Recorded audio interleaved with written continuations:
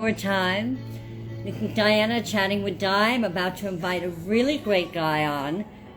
Well, what am I playing? Don't Stop Believing. I dedicate it to Jay, and you're going to find out why in a minute. Let me just, hi, Carrie. All right, so we're going to get Jay on. I tell you, I'm going to do it right this time. But a short intro. Jay is a father, a husband, a coach, a mentor. In my mind, I'm going to bring him on now. It's going to work. I know it's going to work. It has to work. The first time in, God, it There we worked. go. I had a whole intro. I was playing Don't Stop Believing. It was a whole moment. Anyway, enough with the chit chat. I'll have to do a very quick intro. And voila, Jay. Jay is a father, a husband, a coach, a mentor, in my mind, a soon-to-be TED Talker, an endurance runner, and a trainer. That's the abbreviated version. Who I met through the one and only Jay Fromm, who's live with us. In 2011, his beloved grandmother Anne was diagnosed with Alzheimer's. A lot of changing for the whole family. 2015, Jay kind of hit a funky moment, hit a brick wall, wanted to do something, didn't know what. He ran a marathon. He started the beginning of a new life that changed his life and what we're talking about today. He dedicated that marathon to his grandmother. He raised money for the Long Island Alzheimer and Dementia Center. And every year he upped the game. 2016, he ran 90 miles in 3 days. 17, 75 miles for their 75 wedding anniversary. 2018, he did an Ironman. I don't say you were disqualified. You did it. You were kicked in the head. It didn't work out so well, but you did it. 2019, what did he do? 100 miles, 29 hours. 2020, Ironman again. 50 miles he ran in a day. And last year, he did 100 miles in Long Island in 2 days. This year, drum roll, October 1, Jay will be running 100 miles in 24 hours. I run 2 miles a day. Jay's going to do 100 in 24 hours. And I'm blown away by that. But that's just like the beginning. So we've got some great questions. And if we have time, depending on Jay, maybe we'll take Q&A, maybe we won't. Okay? So, in 2011, your grandmother was diagnosed. She passed in 2019. But there are lots of family changing and challenges. There's a fork in the road that you hit in 2015. And many of us have a moment where we hit a fork in the road. You could have gone this way, fallen apart, gone down a dark path, blah, blah, blah, blah, blah. Or you could have gone that way, build a foundation, create a nonprofit, run 100 miles in a day, change so many people's lives all around caregiving and awareness around caregiving. Jay, what are the 3 qualities in you that made you take the fork you did? Yeah, it's a great question. In order to change other people's lives, I needed to change my own life. And I was in a place where I was basically rock bottom. There was a place where there weren't positives in my life, and I was struggling with my job, fighting with my wife because I wasn't happy. We had a newborn baby. We had a flood in my home, so we had to move out and live with my parents, which is a whole other stress. And then yeah, my grandmother living with Alzheimer's, and then seeing the dynamic of my family, my entire family, which I'm Italian Irish, so we have a very big Italian family that was close, and now starting to see that family dynamic deteriorate. So I was at bottom, and at that point, I said to myself, I need to do something like I've always wanted to do, because I think life for me was almost over. And that's when I said I was going to run the New York City Marathon. And I'll never forget, I was sitting in my basement. I had the laptop open. I was nervous. I had those butterflies in my stomach because I didn't know how I was going to do it. And I hit the button to, accept that I was going to run the New York City Marathon. And then once I hit that button, it was on. Like, now I have to do it. And, yeah, so for me, that was the fork right there. And once I hit that button, I'll never forget, I could feel that feeling right now. And that's when things started to change. And that's when it's like, all right, I got to start running and training on my own. I got a schedule. And then I started little by little. And this is what I've learned. You do a little every day over a long period of time. It's going to be big, drastic changes. You can't make a big, drastic change in one day. It's got to be small, slight changes every single day. And you got to focus on your why and what your core is about. So for me, that's how it all started. And then after I ran that New York City Marathon, like, I trained 3 days a week, which is not a lot for what I do now.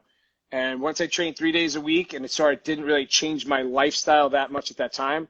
Once I finished and crossed that finish line, life was changed forever. Because now I'm like, if I could do that, I could do anything. Because that was a bucket list, and I never thought I'd ever be able to do it. And I did it. I forgot to tell everyone you might want to bring the tissue because I think you might need them. I know I'm going to need them. You get a word why, finding your why, and I've done a lot of mentoring. I have a lot of great teachers, and it always goes back to that. And I think when I'm in my funky time, and thank you for being vulnerable enough to tell us that you were in a funky time, that was when you were like, that was the fork. What is my why? And what do I need to do to achieve that in the little tiny moments? So I like that. Yeah. Finding your why. Sorry, go ahead. No, go ahead. No, because the next question, I'm sorry if I'm jumping ahead, but the next question is, what is my why? And at that moment, my why was sitting with my grandmother in a nursing home when she had Alzheimer's. And every Sunday, right, it was deteriorating my family, and I wasn't even going to visit her because I didn't know how to handle it. But then I went on a Sunday morning to bring her breakfast. She didn't know who I was, and I felt uncomfortable, so I stayed 5 minutes because she kept repeating herself, and I knew she didn't know who I was. So I stayed 5 minutes, and I left. And I was so distraught because I should be staying longer. I was embarrassed, but it was just me and her. And then I kept going every Sunday thinking in my head, well, if you were in that nursing home, she would be with you every single day, and you can't sit 5 minutes with her. Like, suck it up and go in and stay with her. And then over those next couple of Sundays, I'd stay longer and longer. She still repeated herself, but there was this change in her where she would smile. She would really look into my eyes to see if she could understand who I was. She'd say, I love you every once in a while. She'd grab my hand, say, God bless. But it was this thing. So now I would bring a newspaper and I'd stay an hour and a half. She'd repeat herself, but I just knew she was happy. And now I'm just like, I'm just spending time with her. And now I started to see the dynamic of the nursing home, what the nurses were going through. And now I started to see a little, like, my mom, my dad, my aunt, and my uncle were the primary caregivers for my grandmother. And they were with her every single day for 8 years. And I was only spending an hour with her on a Sunday. And I'm like, well, I could only imagine the toll it's taking on them. And my why was when I stepped up to run those 90 miles, and I don't want to jump ahead, but that was my why where it triggered me after that marathon. It's like, I need to run 90 miles because my grandmother's 90 years old. I'm going to honor her. I'm going to honor my parents and my aunt and uncle, and I'm going to find an organization that's helping families navigate through Alzheimer's dementia. And that's when I found the Long Island Alzheimer's Dementia Center. And that's how that first long ultra marathon run came together.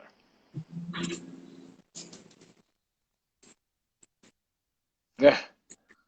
I mean, there's so much I want to say right now, but I just want to I want to take a moment. I had a chat with my girl, Rita. I think Rita gone here, and Rita definitely been involved with you and Jay Fromm, who you do your live every Monday. You talk to caregivers, and you talk about caregivers, and you talk about the whole dynamic of the nursing and like everything that your family went through. And I was gonna bring Rita on, but she can't come on. But I'm going to tell you the question I had for her. And it was, what do non-caregivers need to learn from caregivers?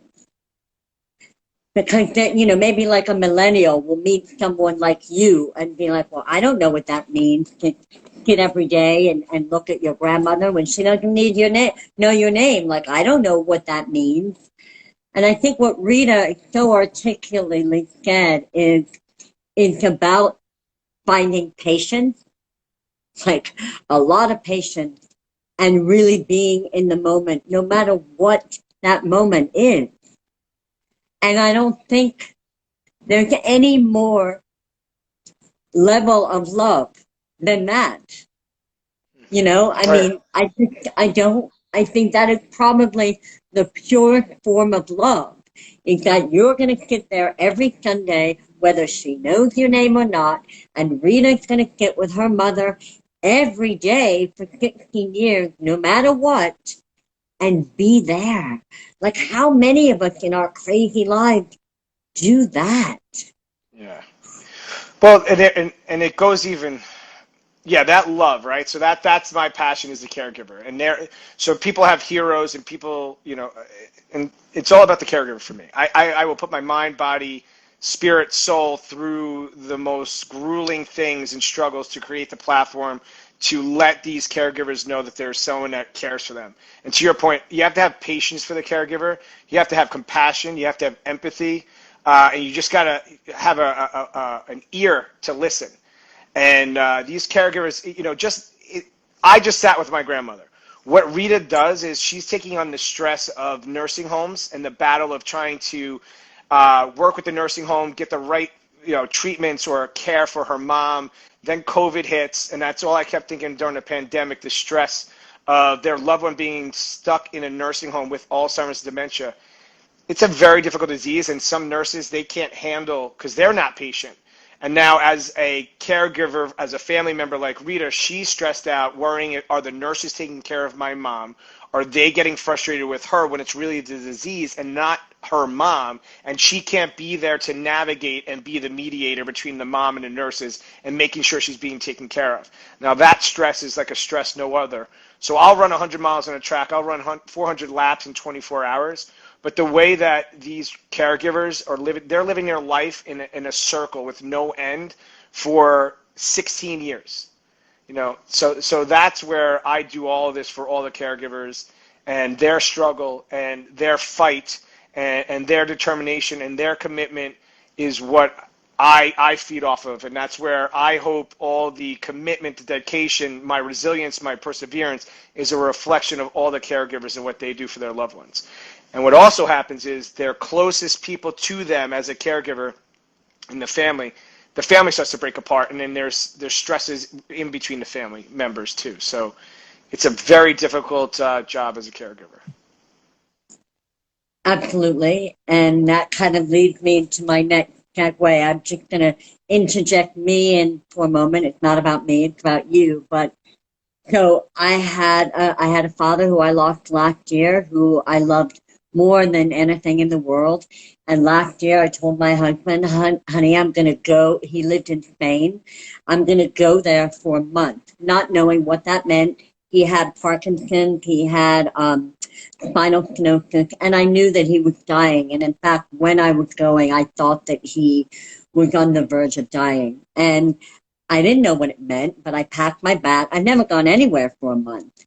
And I went there for a month. And what I learned in that month was profound. And the amount of emotions that I went through, from the deepest love that I could ever have with him to really wanting to kill him, and then also bearing witness to what my stepmother was enduring. And the breakdown of that alone, because she would run from 6 in the morning till 9 at night and pass out on the couch. And then I'd have to put her to bed and him to bed and then wake up and do it all over again. And I did that for a whole month.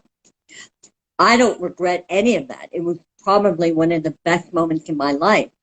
But it really gave me a tiny, tiny insight of to what these caregivers do 24/7.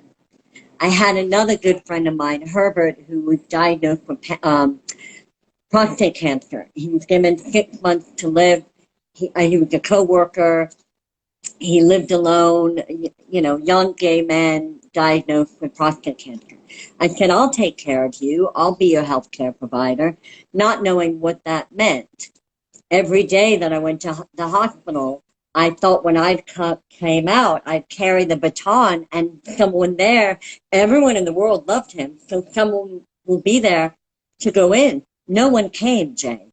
For 2 years, I went, no one ever came. Not until the day he died, like 4 people showed up. And it just, what I learned from those 2 people alone, and I know it's not the same, but I'm a caregiver for my dog right now who's dying of cancer. And it's definitely not the same, but every day I'm watching him die in front of me, and I'm trying to love him the best I can without having too many emotions, because he really only wants my love.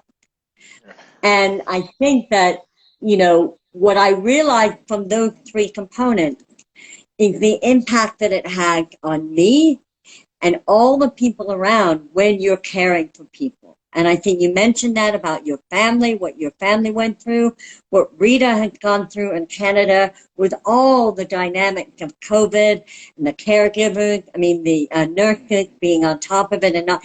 It's very, very layered. And here you are just trying to love someone that doesn't know your name. It's Yeah, profound. caregiving is caregiving for whichever disease it is, and like we always say with Alzheimer's, dementia, also, and for any disease, once the diagnosis is affecting two, the diagnosis goes to 2 people, not just one. It's the caregiver and the person who has the illness, and it's a stress that for Alzheimer's, dementia, and this is what my dad, who it was his mother who had Alzheimer's. At one point, he was wishing for her to pass away. Now, my dad is not an emotional guy. I am a very emotional guy, so I get a probably from my mom, not my dad. But, for him to say something like that, I know how to break his heart, because that toll of caregiving for 8 years got to a point where he was just wishing his mom to pass away. He just couldn't take it anymore. And then there's another part of caregiving, too. It's like, and Alzheimer's dementia, and I've been around this long enough and understand it doesn't get better.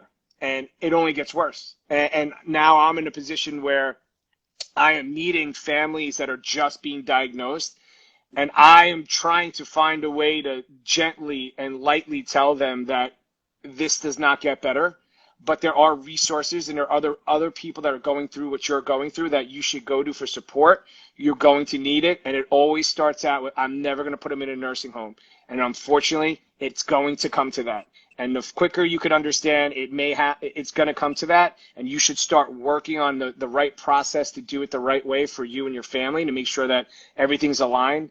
The quicker you could wrap your mind about it's going to get that way eventually, and start working towards that and using those resources and getting to people that have been through it, that's going to help you. But most people are denying it, and then one day you'll see that their loved one who has Alzheimer's dementia, it's like something clicks and they remember things, and now the family's like, oh, they're going to get better. I wish I paid attention. It's funny that you mentioned the word denial, because from what I'm sure there are many layers, but from what I know of dementia and Alzheimer's, that denial plays a big role in the person who has it. And some of the anger that comes out is like the battle of denying it. And then if you're meeting families that are like, no, they never will go, there's denial there. It's a lot of denial on both, Yes. on both sides. Yeah. The next question, huh? And it's a lot of stress, and stress is, Oh, it's not good. yeah. It's not good for No, anyone. well, I know that, but I'm sure even though the person who has Alzheimer's or dementia can articulate it, there has to be an inner stress that they carry, even though they can't articulate it. I mean, they're fading away from their own self, and they cannot articulate, like, shit, I don't want to, but I am, and what do I, yeah. And it's funny that you say that, and I know you have another question. But we've met a social worker over this past year, Tipa Snow, and that frustration that you're saying about the person who has Alzheimer's dementia, they can't communicate, right? So if they need something or want something, they can't communicate it, and then their loved one is trying to communicate with them. The person who can't communicate starts getting frustrated, and as they get stressed, now they get angry, and because they can't get that communication out, and then that's where this all starts to snowball, and the stress of the person living with Alzheimer's dementia is mad because they can't communicate, and the person's not understanding. Their loved one who's not understanding is getting frustrated with them, and now it's a fight. And it's very hard to calm that down, and that's how the snowball effect is. But Tifa Snow has these resources in place of how to communicate with someone who has Alzheimer's or dementia, and how to not come at them, but come to the side so they don't feel threatened, and speak from the side. And then also, like if they're trying to undress, right? They have to take the loved one's hand and try to help them unzipper the zipper instead of sitting there going, just take your jacket off, unzipper it, and talking this way. Now they're threatened because you're in front of them. They can't communicate with you. I don't know what you're saying. I don't know how to do it. But when you come from the side and then hold their hand and help, these are the resources that, Tifa Snow, social worker, she's on social media. She's amazing. And I'm grateful enough that I was able to meet her and introduce her to our community of family. Is she in Long Island? No, she is not. She's in North Carolina, but she is well known throughout the nation. Maybe when we're done and I post it, you can put her name on there, because I think that I don't know where she got her training, or I don't know who inspired her to learn that form of communication, or being able to step back and saying, this way will work better, or that way will work better. It's like learning another language, right? Yeah, it is. It is, and that's why she's so I great. didn't even think about it that way. Yeah. Oh, and she has so many resources or tips, really just tips on how to communicate with someone with dementia, and it But I was think eye-opening. that right there is huge. I've never heard of that before. So that Yeah. alone is so profoundly important, because let's say it's my mother, and my mother has Alzheimer's. My mother can't communicate and she's stressed. I can't communicate. And then you're in an impasse, and then you get nowhere, and then you get angry, and then you go home. But if you have this woman who is training people, no, don't talk English, talk that language, then all of a sudden, both parties are, wow. I love that, Jay. I've never heard of that. So thank you. Yeah. Wow, we're only at number 2. All right. What are the talk for days? What are the best tips or advice that you have given to any caregiver that you want to share? The best tips I give is the Long Island Alzheimer's Dementia Center. I'm not an expert, but I have the resources in place. So I have been so grateful to be able to work with the Long Island Alzheimer's Dementia Center. And they have social workers on site, on staff, that are willing to take phone calls, and they can really direct them into what the needs are of this particular family. Unfortunately, I try to guide them to let them know that unfortunately, this is a very long, tedious, stressful process. And the quicker that we can, like I said earlier, you really want to start working on these resources beforehand, because things are going to start to happen in this process where there may be a nursing home. You're going to have to move money around. There's elder law care that we were able to connect with Gordell Law on Long Island. So it's a law firm trying to help, but they also have a social worker that's in the meetings as well to really dive deeper into what's the dynamic of the family and the loved one with the Alzheimer's dementia, how far along it is, to help with the law firm to really guide and support them in this process of, maybe selling a home, trying to move their money around so they could get them into the right facility and nursing home. And that's why the social worker is also guiding into the right facility as well with the right care. So, it's interesting you mentioned the financial. Everyone's talking about the emotional and the physical.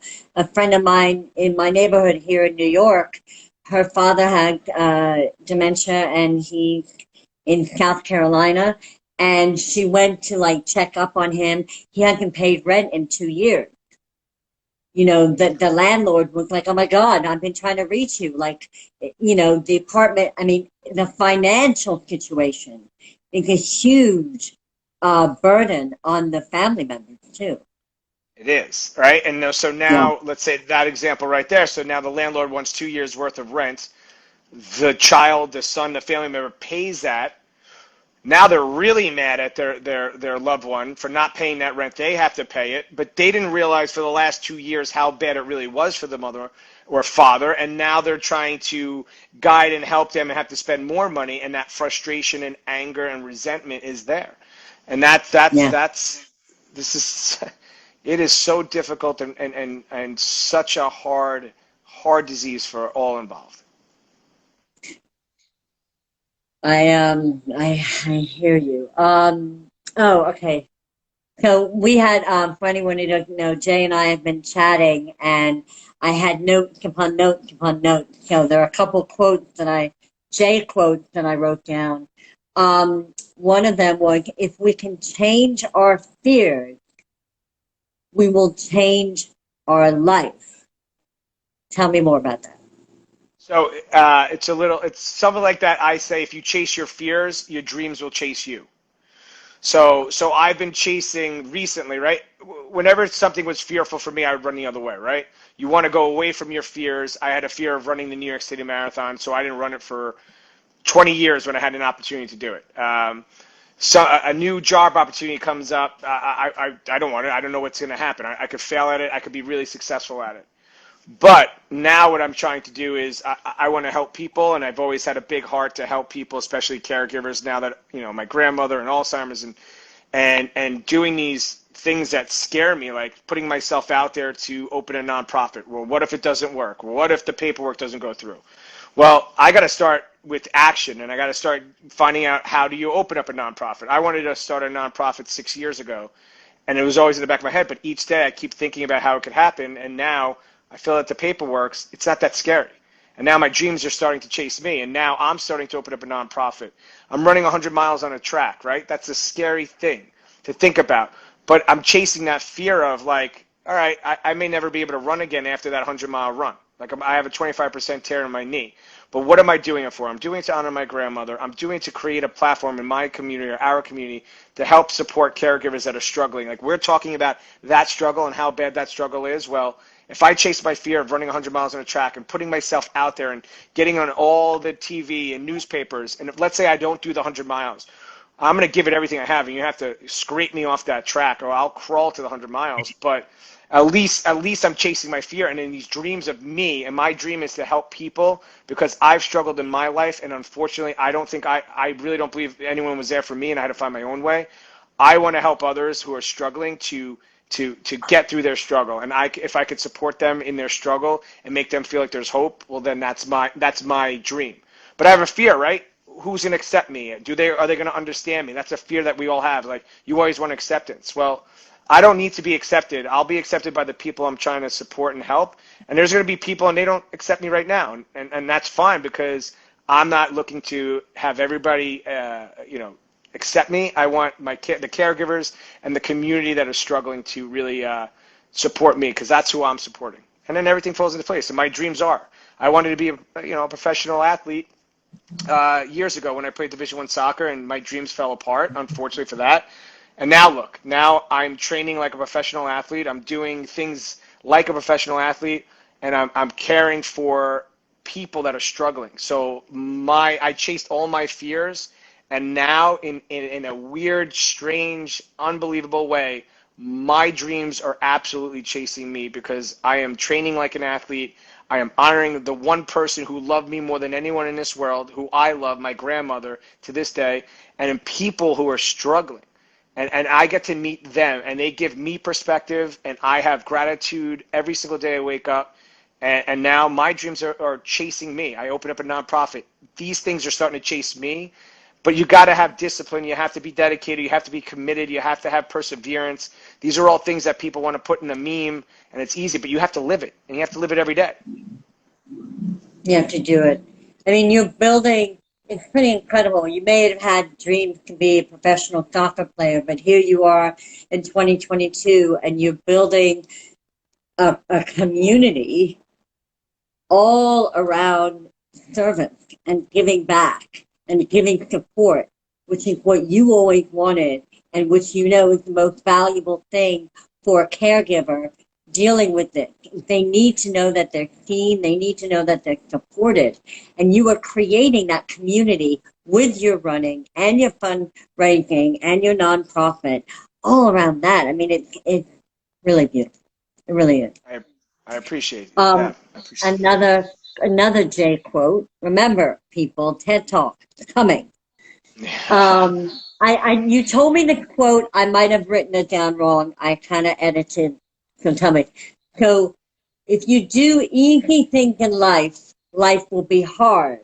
If you do hard things in life, life will be easy. But I crossed it out and I wrote fluid. Anyway, tell me more about that and how did I fuck up that Yeah, quote? no, you did not. That was perfect. Yeah, that was. If you do the easy things in life, life will become hard. You do the hard things in life, life will become easy.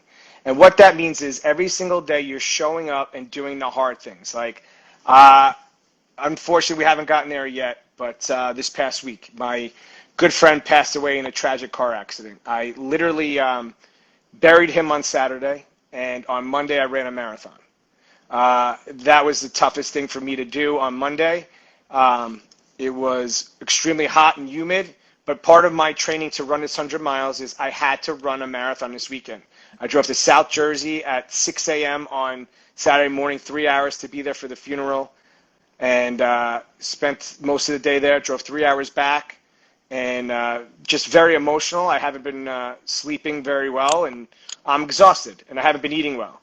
But I showed up on Monday, and I did the hardest thing possible. I ran a marathon by myself on a track, by myself in the heat. And I know that's going to make my life easier because if you could become comfortable being uncomfortable, then you've made it.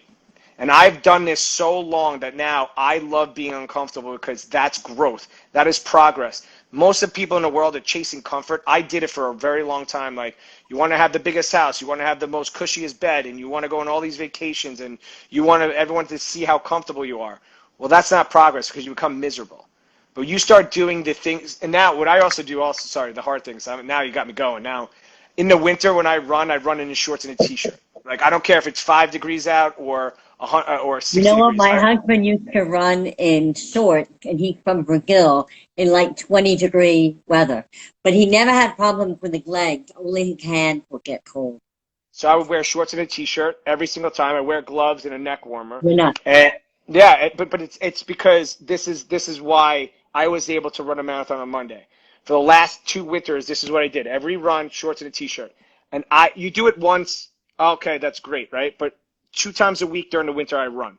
So those 2 times when it's cold out, I put myself in uncomfortable situations. So when unfortunately, life always gives you uncomfortable situations, and this past weekend was a very uncomfortable situation for me. But I've built up this process in my mind, in my body to show up, and I know how to be comfortable in uncomfortable situations where I was able to run this marathon. Because if I was not doing this day in and day out, well, I probably wouldn't have ran my marathon on Monday, and I wouldn't be prepared for my 100-mile run in 3 weeks from now. So that's the thing. You need to do the hard things. And once you start doing the hard things, like if you're wrong, I'm not always right. When I'm wrong, telling and admitting someone that you're wrong is a very difficult thing to do, but it's the right thing to do. And now when I'm wrong, I admit it. I tell people, work, whatever, my wife, friends, I'm sorry. I'm wrong. I did this the wrong way. I apologize.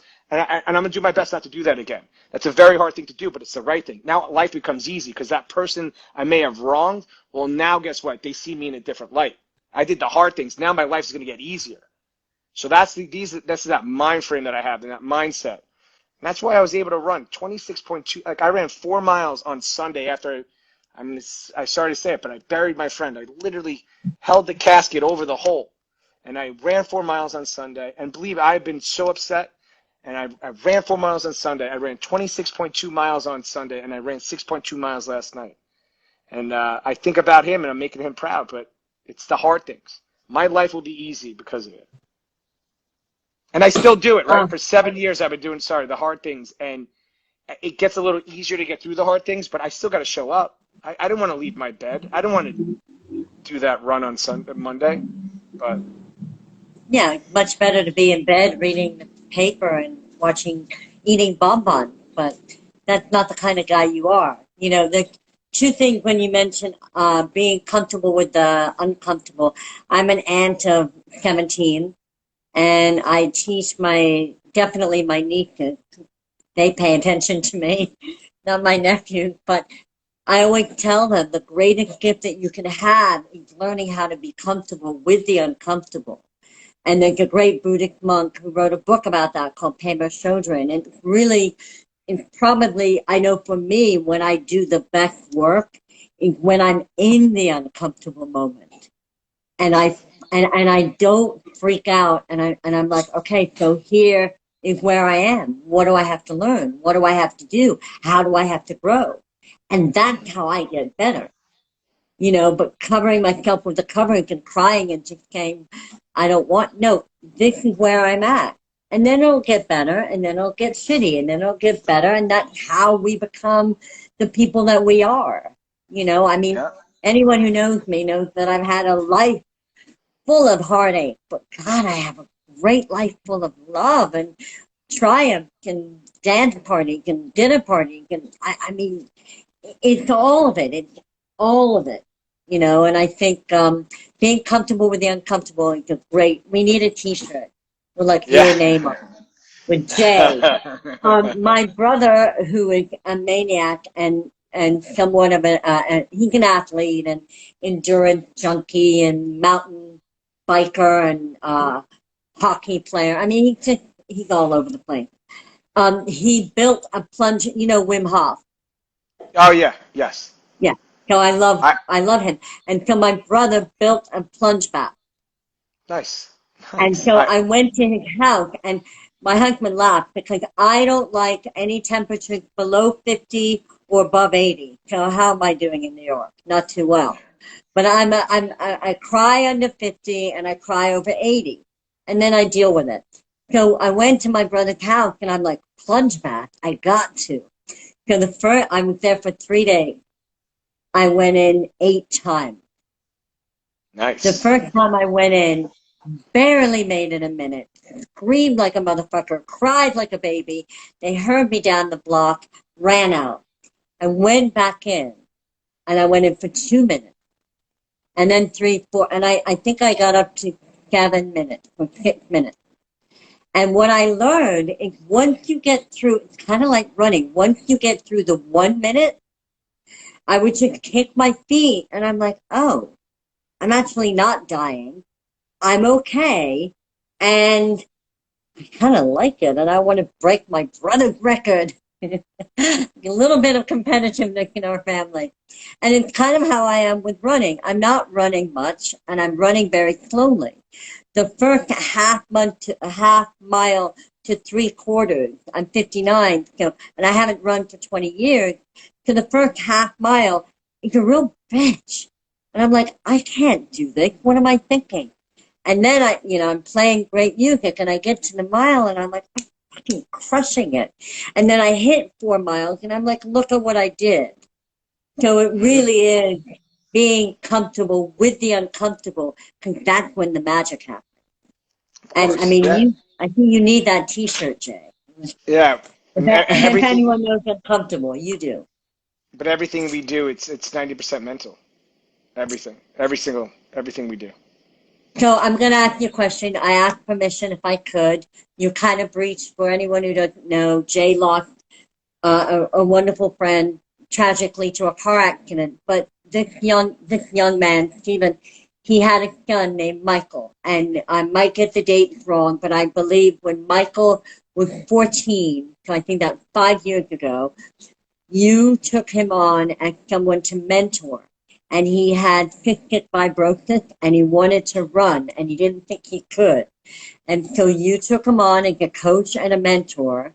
And now I want you to tell me, now 5 years later, 2019, I believe you've got to tell me how many marathons, and didn't you do an Ironman with him? And my question around that is, what have you done with Michael? And what is it about that, without any of us crying, but bring the tissues, that relationship, especially now, what is it about that relationship that you've had with Michael for 5 years, and I believe you will continue to have forever and ever? What makes Yeah. it so important to you?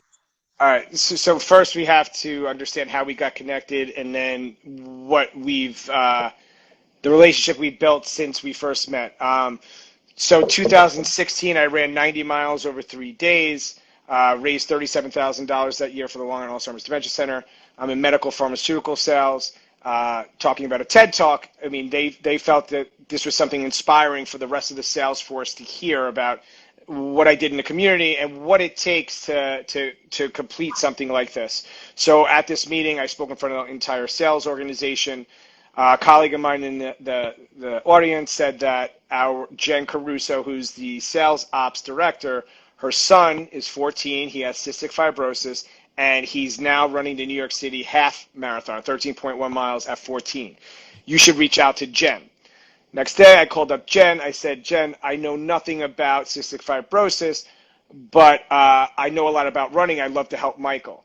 Now, the reason I felt connected and I felt like when I heard that story of what Michael was doing, where my heart jumped a little, is because when I told people I was going to run 90 miles, I was told I was crazy. I told I shouldn't do it. I felt in my heart that by me saying it, I really knew I was willing to sacrifice everything in order to run that 90 miles. Now, for a 14-year-old with a lung disease to say he wants to run a half marathon, I felt like we connected just by me hearing that, because people were telling him he shouldn't do it, but he had to be so committed at 14 years old, because when I know I was 14, I was not thinking about that. And that's what really drew me to him. And then we connected on the phone. He lives in Delaware, I live in New York. I started giving him running schedules over the phone. We started connecting, and then we met in New York City. We did a 7-mile run in Central Park before the 13.1-mile half marathon in New York City. And when he was 14, we completed that half marathon, and we connected. And I said, I'll be here for you, and anything that you need to do or accomplish, I'll be there right with you. We ran maybe 3 more half marathons, and then when he was 16 years old, he wanted to be the youngest person with cystic fibrosis to complete a marathon. And we signed up for the Chicago Marathon.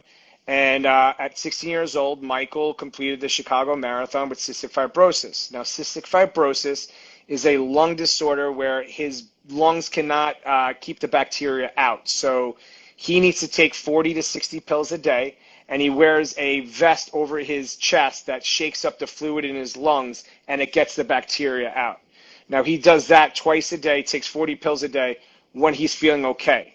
Now, what most times is when he's not feeling okay, he has to take 60 to 70 pills. He has to wear that vest a lot longer. He may have to be hospitalized.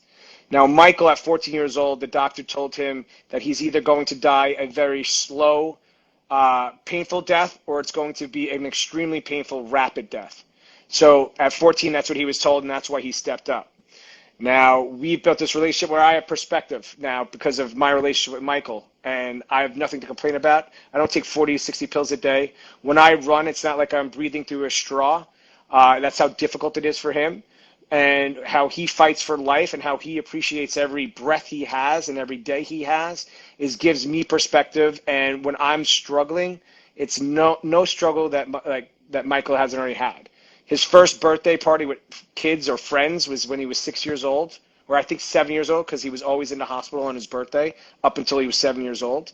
And he's a fighter. And then in 2018, he decided at 18 years old he wanted to be the youngest person with cystic fibrosis to complete a half Ironman, which is a 1.2-mile swim, a 56-mile bike, and then a 13.1-mile run following that.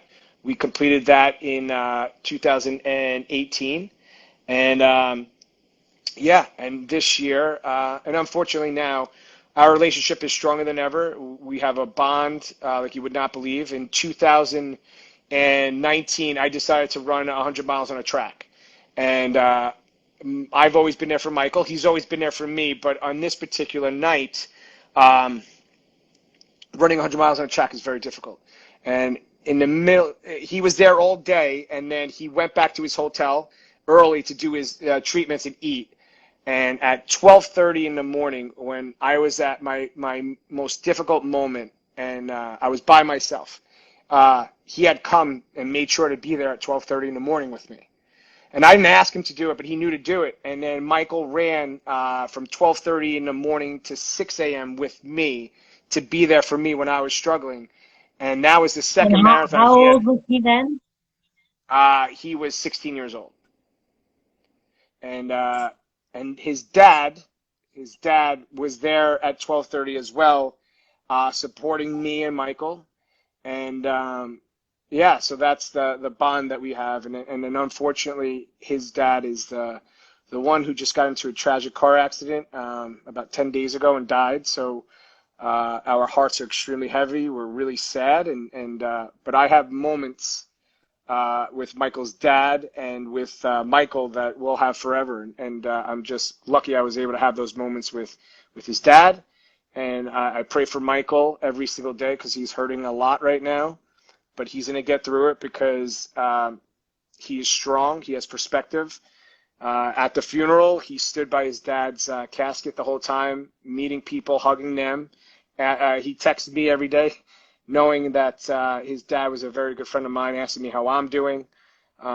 So he has strength that not many people I've seen. So he and I are very lucky to have each other. And yeah, we've done pretty amazing things. We are supposed to run the New York City Marathon in November, but I don't know where his head's at right now. We're also on plan for him to, and I'm going to run all of them with him, but he wants to complete all 6 major marathons by the time he's 24 years old. So we've already run the Chicago Marathon. New York City is another major marathon. Boston, London, Berlin, and Tokyo. So we want to run all 6 of those together by the time he's 24 years old. And that will be what year? He's 19 right now, so he has 5. We have 5 years to get these 5 marathons in. You're going to do it. Yeah, we'll do it, 100%. You're going to do it. Yeah. I talk a lot, and I need a moment. Yeah. I need a moment. I finally been able to talk because and it's been really really hard for me, and I've been extremely sad over the last 10 days, and I got to a point that marathon I ran on Monday. I basically let it all out on the track. Probably for the first 2 hours, I couldn't see because I just had so many tears in my eyes. But I know grieving is a different process for everybody. And I have to do the hard things and do so life becomes easy. And now what I need to do is I need to not move on, but I need to honor his life in a different way. And I need to make him proud. And I need to get this 100-mile done. And I need to make this the best Asparro run that's ever been out there. And we have to reach as much people as possible. We're going to raise as much donations as possible. Steve, who's his dad, will be there with me. I already have plans. Steve's dad was very much into motorcycles.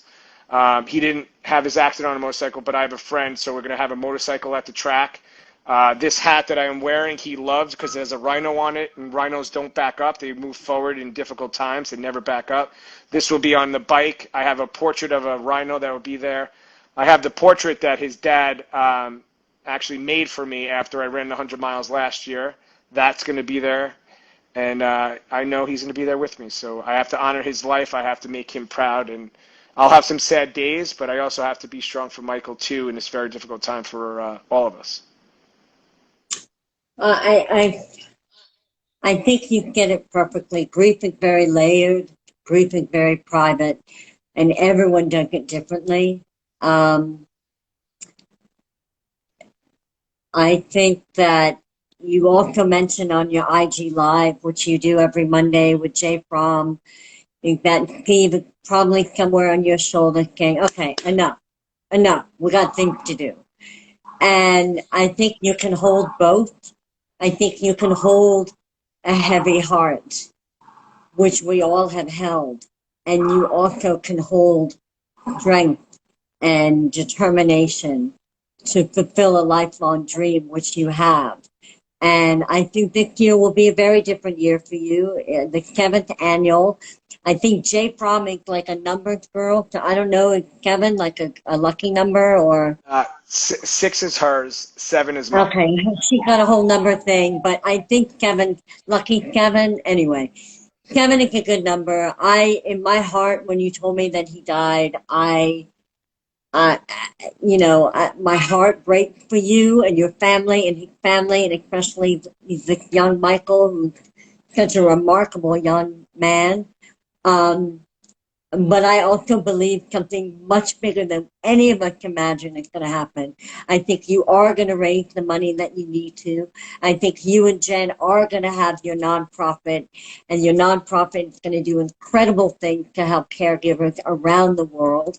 I think you and Michael have only just begun your journey together. And how lucky are both of you? I think you both will carry each other. And I don't think any of that can really be felt truly by you right now, because you're holding both dualities in your heart, the heaviness and yet the determination. And you'll find your way, but I think that you know well enough that something much greater is going to happen from such a tragic loss. And that's all I wish for you and your family. And I look forward to meeting Michael one day, and I look forward to cheering you at New York Marathon. And yeah, Yeah. a Yeah, I lot of appreciate things that. in my heart for you. Yeah, I appreciate it. And I yeah, go ahead, no, go no, ahead. you go, go. No, you go. I interrupt Um, you. no, I was just gonna say, I think Rita asked if Michael was gonna be at my run, and unfortunately, it's his uncle's wedding that day, so I don't know if he will be there, but Michael will be there in spirit, and you never know, I guess. I don't know. He may, I don't know. But Steve's girlfriend, who I also know, and is going through a very difficult time, I'm helping her train for the New York City Marathon. She said she's going to come. She's going to do her long 20-mile run at midnight because I have dedicated the miles I'll be running on the track from 12 a.m. to 6 a.m. to Steve, because that's when he showed up to support me in 2019. So those dark hours where when you run these ultra marathons, those are the most difficult times to run. I'm dedicating to Steve because I know he'll be there to get me through it. I know he will too. Yeah. Jen said, "What?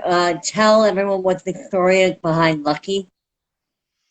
So Lucky is his nickname, but I think she's probably to go with how last year, when I was running across Long Island, I ran from the lighthouse in Montauk to the other side of Long Island in 2 days. And Lucky, which is Michael's dad's nickname, right? So most people just know him by Lucky. I only knew his first name about, a year ago, and I've known him Michael's for, dad's nickname is Lucky. yeah, yeah, yeah. Wow. And yeah, and last year, the night before the run across Long Island, he called me up. He's like, I want to wish you the best of luck. I'm so sorry I can't be there with you. I'm so sorry I can't make it. And all of a sudden, it's the day of the run, and it's pitch black at the lighthouse, and I'm starting at 6 a.m. It's 5:50. I can't see anything. I'm getting out of the car, and I just see like a silhouette run in front of my car, and it was Michael's dad. He tricked me, and he drove 6 hours to be there at the start of my race, and Michael wasn't even there because he wanted to show his support for me and all the stuff I've done for Michael, and be there for me. So he got there, and he said he was only going to stay the day, and he stayed the entire day, and he was such a big part of the run because he was at every stop that he stayed in the hotel. And the next morning, I ran so slow on Saturday, so on Sunday morning I was like, "There's going to be people at the finish line. I have to get up earlier so I could, get to this finish line. So there's going to be people there."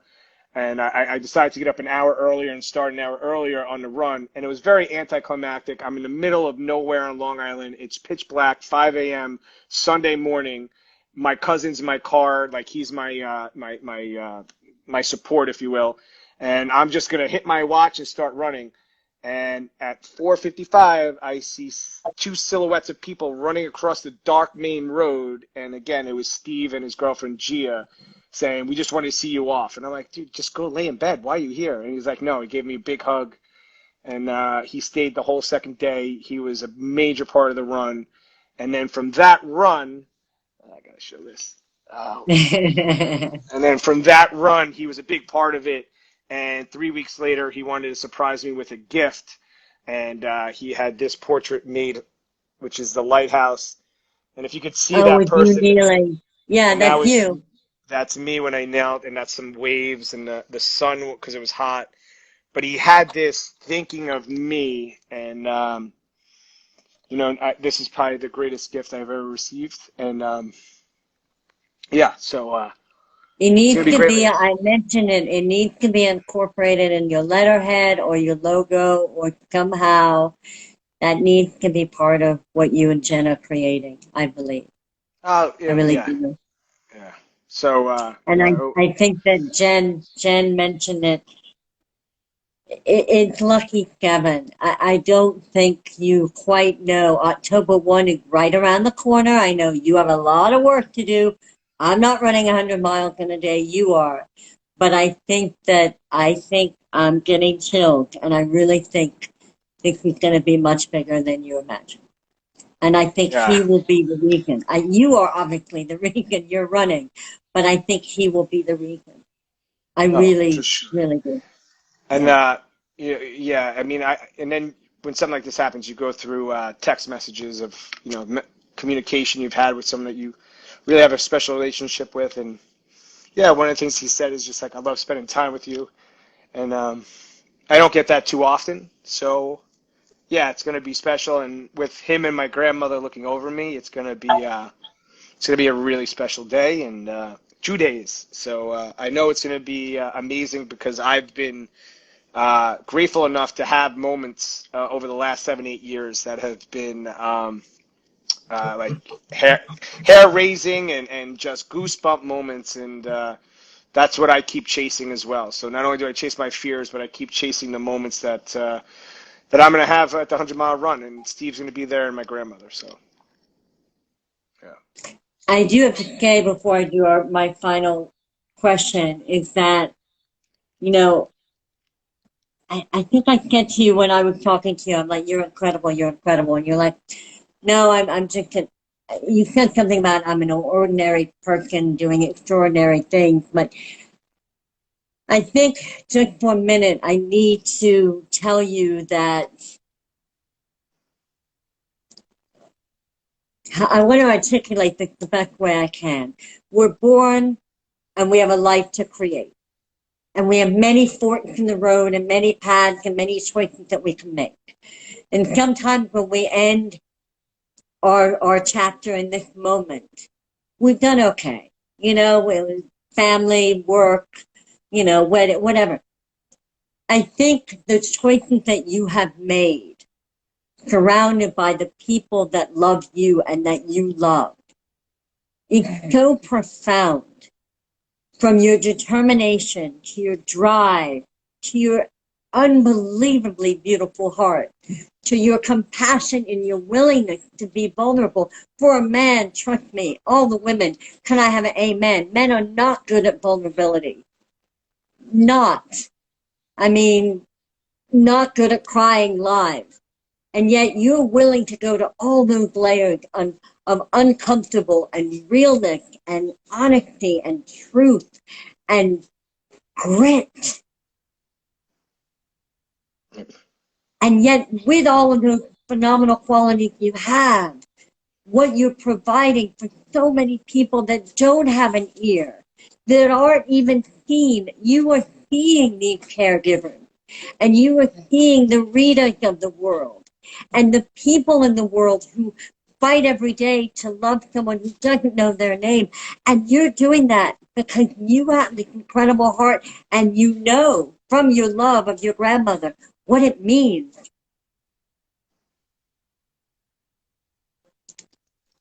I'm speechless, and it's like 9/11, and I know Jay Fromm is going to say that means something. 9/11 means something, but all I'm trying to say is I'm really honored that I have met you, even virtually. I'm honored to have met Jay Fromm virtually. I'm pumped up beyond belief to watch what you two create, but I'm speechless by the man that you have represented and the person that you are. I'm speechless, and I'm grateful I know you. I am from the bottom of my heart. I really appreciate everything you're saying, and it means a lot. And Yeah, I Rita's appreciate it like, because I. Diana, that's a phenomenon. I'm not, trust me. Everyone here will go, whoo, that girl can talk. I can talk. But But I'm really wrapping it up to the final thing. But I really believe, like I said, we all have choices when we come into the planet of how we want to live and breathe every day. And some people just keep it moving and punch the time card. You go on another level, and the world is grateful for it. I know that, and I know I, you've only just begun. Yeah, I know you've I, only just begun. So on a wrapping up, and then I think any time for Q&A, but it is late. To wrap it up, if anyone has not been here for the last hour, I'm Diana. This is Jay. Hello. Jay is going to run 100 miles in a day, people, in a day. I would just like you to wrap it up with any info that we can know where we find you. What are the details of October 1? Um, what do we need? Do you need sponsors? Do you need press? Do you need money? Um, and then mention the nonprofit with Jen. But what do you need from the 7 people who are live and also the millions of people who will be watching this on the replay? Like I have 9 million followers. What can we do to help you make this the best 7-year run, 100 miles in one day? What can we do for you? so I guess I'll Drop start them. simple. I'll start simple and work the way up. So, one, if everyone that follows you, if they could start following me at Asparro 7, just to Are you follow paying along. attention? Follow him. Okay. Number one. Follow me, because then we're going to take you along for the run, and you're going to see the process. You're going to really be a part of it because I Oh, want you're to going to show it earn. live? We're going to Are you have going to bits and pieces. Yeah, I mean, IG Live. We're going to have Facebook Live. We're going to have posts. love it? So you're going to see. You're going to be a part of the journey as as the day goes on. You're going to see what's going through the process of what it's like to run 100 miles on a track. You're going to see what the event looks like. We're going to speak to caregivers. We're going to have an event there. So if you start following me, you'll be able to see that if you can't make it to the track. Uh, Okay. Follow you. Follow Number me. 2. Number 2, there is a link in my bio for Instagram where you could go to donate. When you donate, the great thing is it costs $80 a day for someone to have their loved one living with Alzheimer's dementia to go to the Long Island Alzheimer's Dementia Center.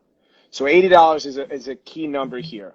It costs $15 for transportation to pick someone up at their home and drive them to the facility so they could use that for the day. So, those two A numbers lot of right there money. are really, really important. Yeah, it is a lot of money. But every dollar counts also. So it's, How even if, about what is your goal? What would you like to rate? we're looking to raise $50,000 this year. Currently, Okay. we're at 4,000 right now, and Okay. I've been grateful and honored and lucky enough that we're going to be partnering with Farmingdale State College, which has their own village and their own community with 7,800 full-time students, 10,000 students overall that are really backing our message. Jen and I, we met with them, and the student athletes are excited, and now the student community is starting to get excited about what we're doing at their I college. love it. So they're going Uh, to be part of the fundraiser. yes, They're they going to are. help raise So money. I love that. all the Okay. all the sports teams they have their own donation links. So that's another thing. If you want to donate and if you want to start your own donation link yourself and it goes towards our cause, you could do that as well. So there's an Everything option will be through in when you're your bio. doing. Yeah, yeah. All right. What And about sponsors and press? Do you need it? What can we do for you? so as we have talked, love press and media, but I guess before we send anything out, we're still working on a press release because we're working through the school. And the great thing about working through the school is they have a lot of events and they have a lot of press as well. So they have their contacts.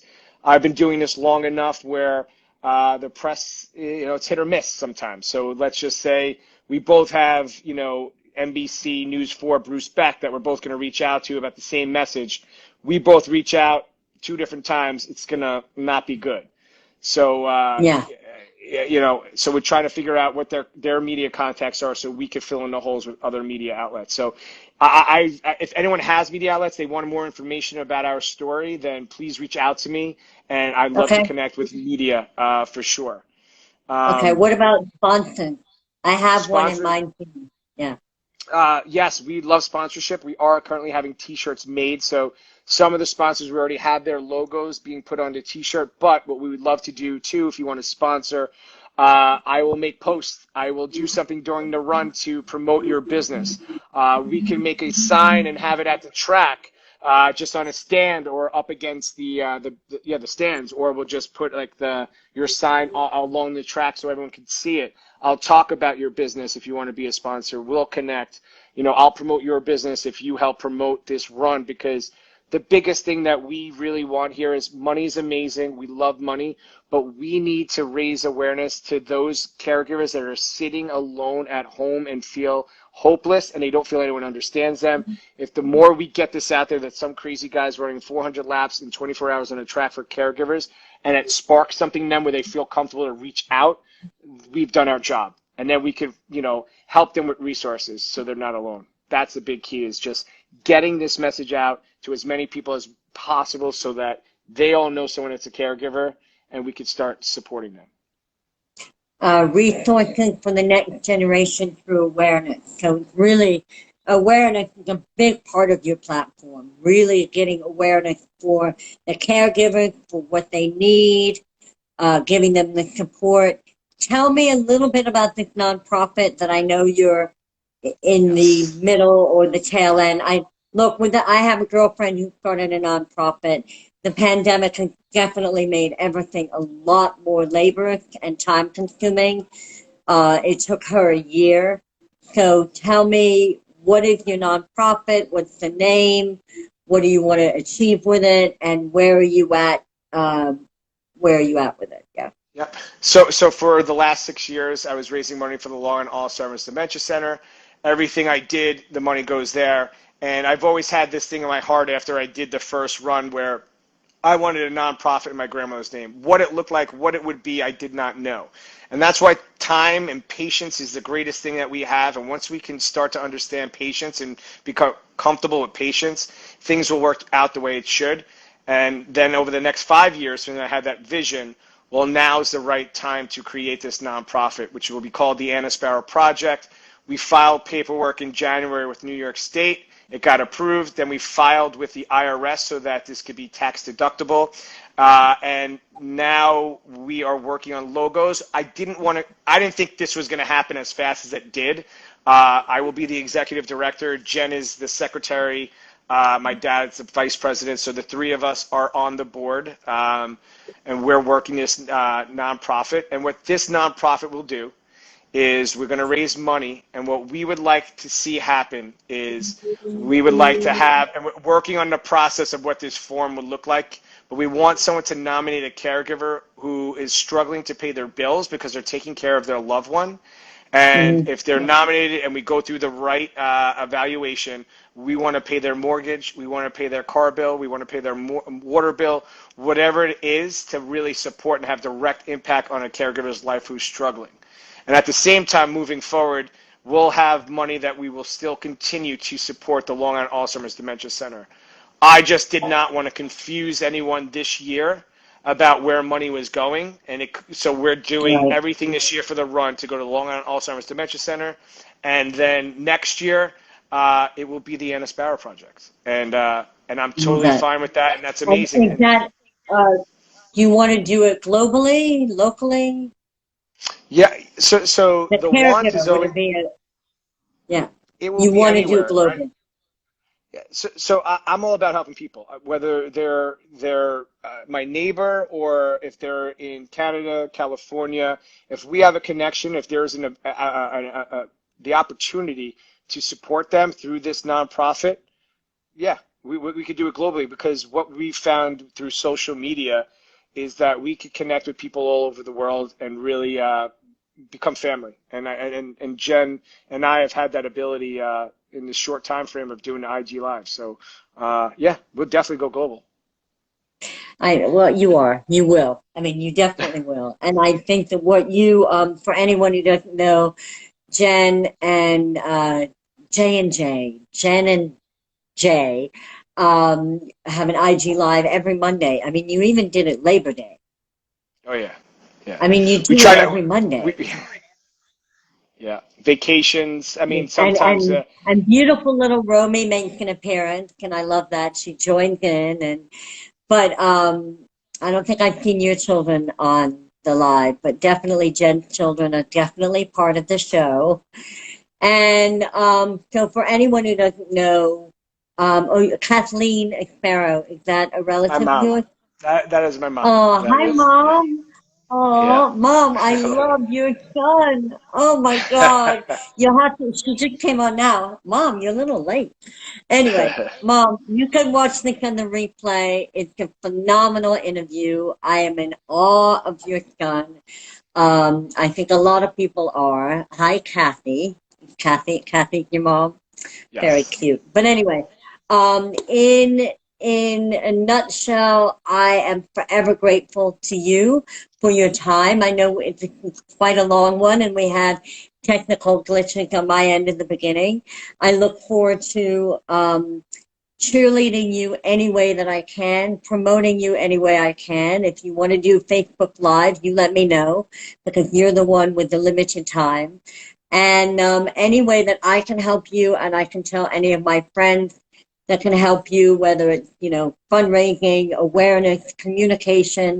But I think that the whole concept of you creating a platform to honor caregivers who are probably the most needed people and not, what's the word? They're not silent. They're not seen. Caregivers are not seen. And they work 24/7. And I know that from Rita. Rita has taught me more about caregiving. I know what I did for my dad. I know what I did for Herbert. I won't even come near what Rita does every day for nearly 2 decades. And I think that it's just a beautiful thing that you have created. And 100 miles in a day, I think you're cuckoo, but I think you're phenomenal. So cuckoo is a good thing because you're creating so much with so many people. And I think that if you want to have the final word, and then I'll say goodbye Yeah. and I'll end with closing things. So the final word is, or words is, I appreciate all the kind words you're saying, but the reason I am the way I am is because of the caregiver, and this is all about the caregiver, and it's not about me. I mean, I'm grateful because I've learned a lot, and I've grown, and I've become a better person. But everything that I do is for the caregiver, and to just create that platform. So they're the ones that are really struggling, and I am just doing everything like you said, create the platform so we can support those caregivers, let them know they're not alone, and let them have a voice through this 100-mile run on a track. I want them to have a voice, and it's not my voice. And if I could, and I'm so grateful, and I never want to, what's the word I'm looking for? Embarrass these caregivers by not saying the right thing. So I really take it seriously when I'm in front of the media it's about the caregiver, not myself.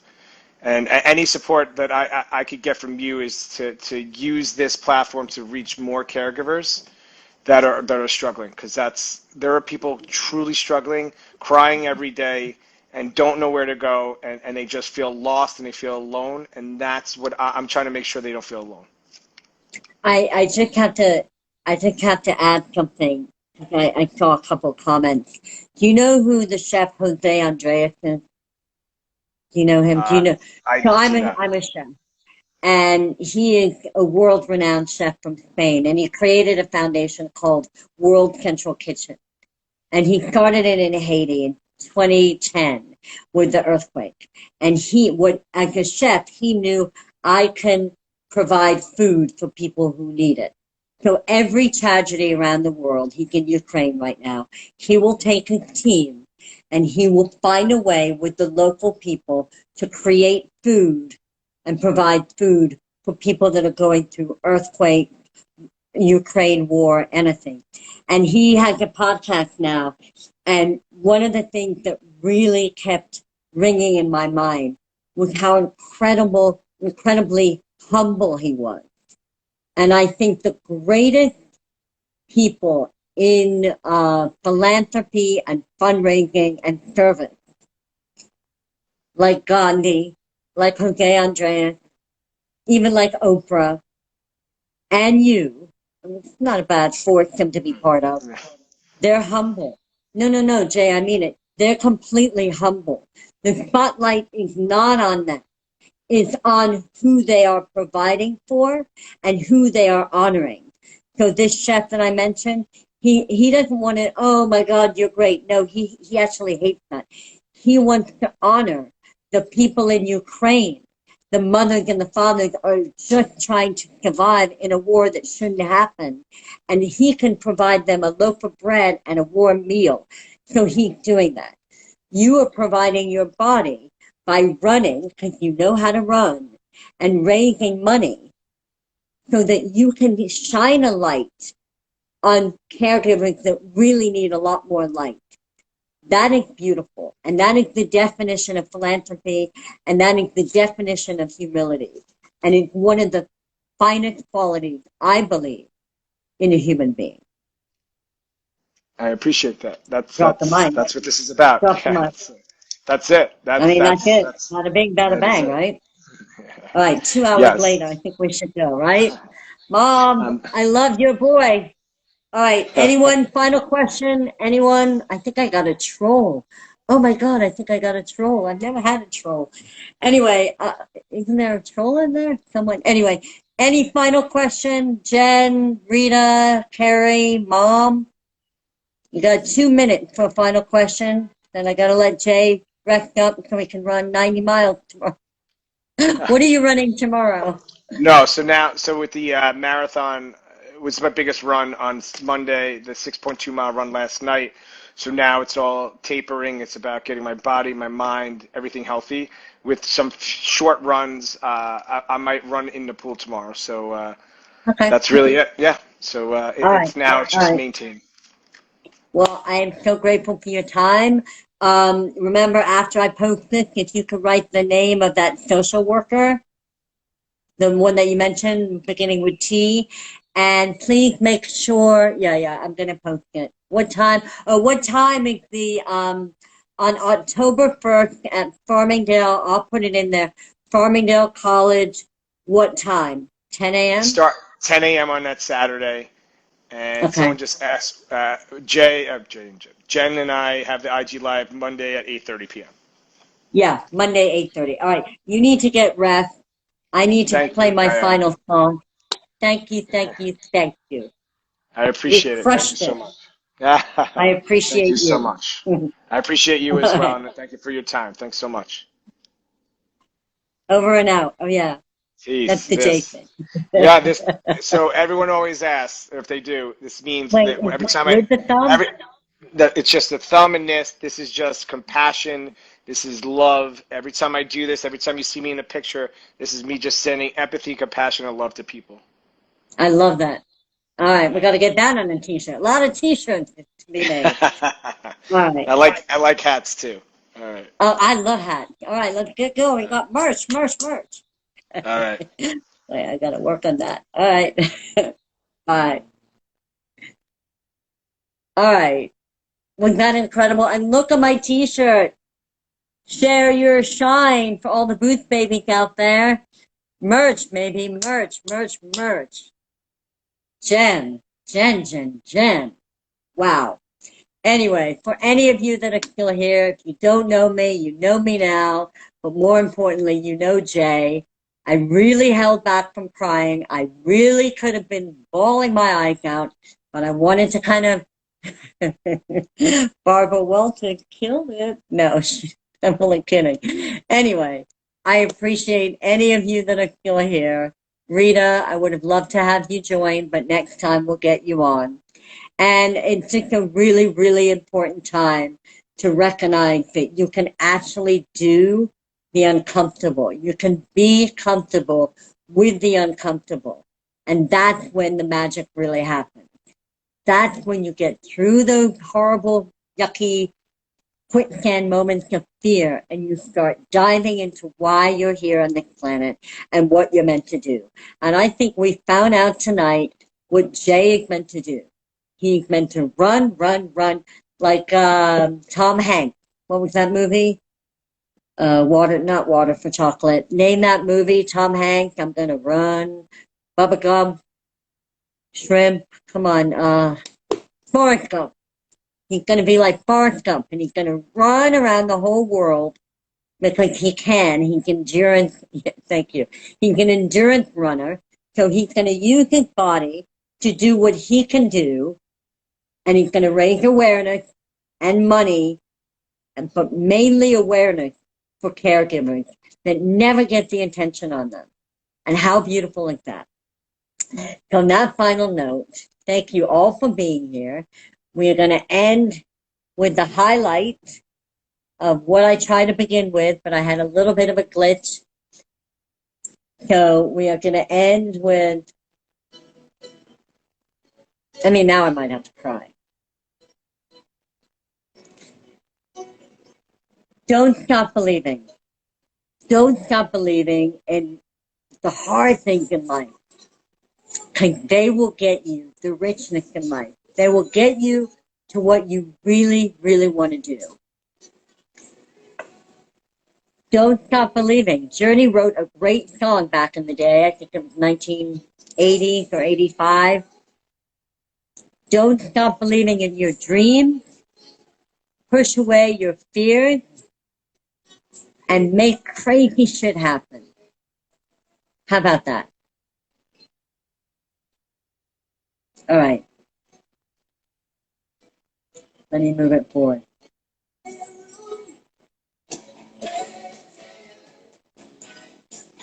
There's another Asparro on here, and we're about to wrap it up.